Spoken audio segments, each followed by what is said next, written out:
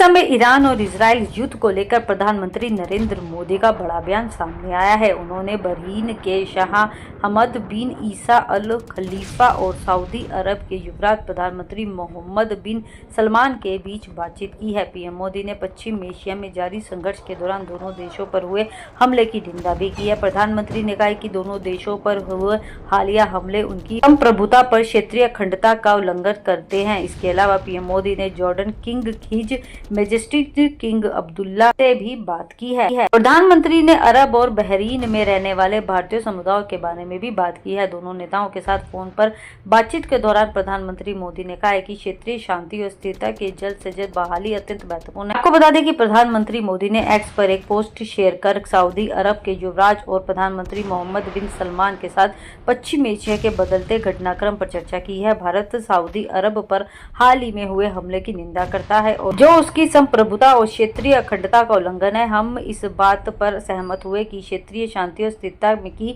शीघ्र बहाली अत्यंत महत्वपूर्ण है। इसी के साथ ही प्रधानमंत्री मोदी ने एक अन्य पोस्ट में कहा कि बहरीन के शाह अहमद बिन ईसा उल खलीफा से हेलीकॉप्टर सार्थक वार्ता हुई है। भारतीय बहरीन में हुए हमले की निंदा करता है और इस कठिन घड़ी में वहां के लोगों के साथ एकजुटता से खड़ा है। बहरीन में भारतीय समुदाय को दिए गए उनके अटूट समर्थन के लिए मैं उन्हें धन्यवाद देता हूं।